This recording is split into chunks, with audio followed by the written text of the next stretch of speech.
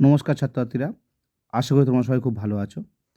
তো আজকে এই ভিডিওতে আমরা মাধ্যমিক 2027 পরীক্ষার ওপর লক্ষ্য রেখে আমরা দ্বিতীয় সেমিস্টারের যে চলতরিত অধ্যায় পরীক্ষা হতে চলেছে সেখান থেকে আমরা 6.1 অধ্যায়, এই 6.1 অধ্যায়ের গুরুত্বপূর্ণ প্রশ্নগুলো এবং তার উত্তরগুলো আলোচনা করব। এটা একটা সাজেশন ভিত্তিক ভিডিও এবং বলে রাখি, ভৌতবিজ্ঞান নিয়ে যেটুকুনি আমার জ্ঞান আছে, যেটুকুনি আমার অভিজ্ঞতা হয়েছে সেটা হলো এই যে তোমরা ভৌতবিজ্ঞান যদি টেক্সট বই কনসেপ্ট ক্লিয়ার করে পড়ো এবং সেই অনুযায়ী তুমি মক টেস্ট দাও ঠিকঠাকভাবে, তাহলে ভৌতবিজ্ঞানের ভয় তোমাদের অনেক দূর হয়ে যাবে। তো তোমরা চেষ্টা করো একটা করে টপিক পড়ো এবং সেগুলোর মক টেস্ট দাও, different type of question solve করো বিভিন্ন রকম প্রশ্নবিচিত্রা থেকে, বিভিন্ন রকম কোশ্চেন সেট থেকে, তাহলে কিন্তু তোমাদের ভৌতবিজ্ঞানের মধ্যে যে ভয়টা আমার মনে হয় তোমাদের দূর হয়ে যাবে। আর আমাদের এই সাজেশান যেভাবে তৈরি করি সেটা হলো এই যে আমরা টেক্সট বইকে ফোকাস করে সাজেশানগুলো তৈরি করেছি, অর্থাৎ টেক্সট বইয়ের প্রতিটা লাইন, যে লাইনগুলো থেকে প্রশ্ন হয় বা ইম্পর্টেন্ট লাইন, সেই লাইনগুলো প্রতিটা লাইন থেকে আমরা কিন্তু প্রশ্ন তৈরি করেছি।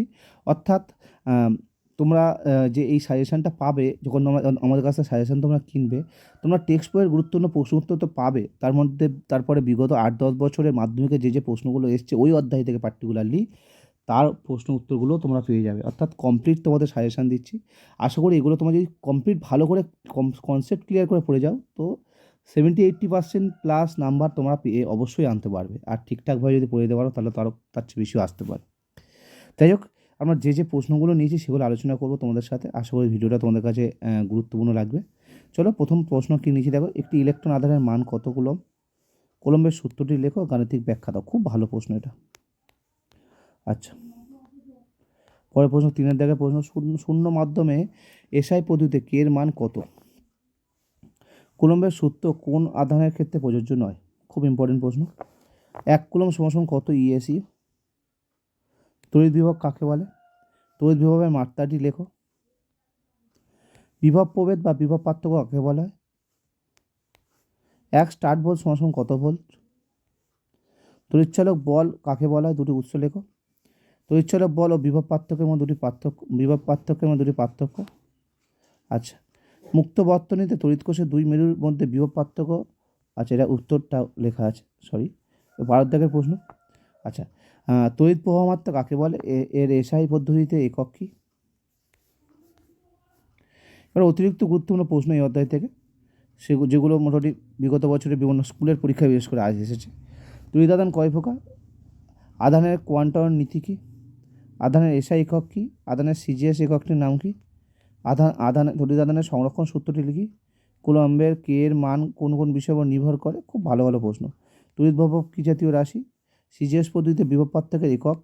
পরের প্রশ্ন, পৃথিবীর বিভব কত ধরা হয়? 0 ধরা হয় যদিও। উচ্চ বিভব কাকে বলা হয়? তড়িৎচালক বলের ব্যবহারিক একক কী? তড়িৎচালক বল মাপার যন্ত্রের নাম কী? বিভব প্রভেদ পরিমাপ করা হয় কোন যন্ত্রের সাহায্যে? একটি রাসায়নিক কোষের উদাহরণ দাও। 1 ভোল্ট বলতে কী বোঝো? পরের প্রশ্ন, তড়িৎ প্রবাহের অভিমুখ কোন দিকে ধরা হয়? 1 অ্যাম্পিয়ার সমান কত স্ট্যাট অ্যাম্পিয়ার? তড়িৎ প্রবাহ মাত্রা মাপার জন্য কোন যন্ত্র ব্যবহার করা হয়? এসআই একক কী? এটা কি ভেক্টর রাশি? এবার মাধ্যমিক পরীক্ষার বিগত বছরের প্রশ্ন দেখো। বিগত বছরের প্রশ্নগুলোর দিকে আমরা লক্ষ্য করি। কুলম্বের সূত্রটি গাণিতিক ব্যাখ্যা, যেটা আমাদের সাজেশনে ছিল, 2017-তে এসছে। পরের প্রশ্ন যদি ধরি, বিভব পার্থক্যের এসআই একক কী? দেখো, এটাও আমাদের সাজেশনে ছিল, যে 2018-এ এসছে। আচ্ছা, তড়িৎচালক বলের এসআই একক কী? আচ্ছা, এটা 2019-এ পড়েছে। 1 কুলম্ব তড়িৎ আধানকে 1 ভোল্ট বিভব পার্থক্যের বিরুদ্ধে নিয়ে যেতে কত কার্য করতে হবে? খুব ভালো প্রশ্ন, এটা ছিল না আমাদের। কুলম্বের গাণিতিক সূত্রের রূপে কে এর মান কত? এটা আমরা দিয়েছি, 2022 সালে ছিল। তড়িৎ বিভবের একটি স্কেলার রাশি না ভেক্টর রাশি? 2015-এ পড়েছে, এটা আমাদের সাজেশনে ছিল। আচ্ছা, কোনো পরিবাহীর মধ্যে দিয়ে, এটা একটা অঙ্ক, 2 অ্যাম্পিয়ার তড়িৎ প্রবাহ হলে কত মিনিটে চললে কত মোট প্রবাহিত আধানের পরিমাণ কত হবে? তো এগুলো সবই বিগত বছরের প্রশ্ন, সব দেওয়া আছে, ঠিক আছে। এটা 2024 সালে এসছে। তো এইভাবে তোমরা আমাদের সাজেশনগুলো পাবে। যদি এইভাবে তোমরা সাজেশনগুলো ভালো করে পেতে চাও, আমাদের সঙ্গে যোগাযোগ করতে পারো হোয়াটসঅ্যাপের মাধ্যমে।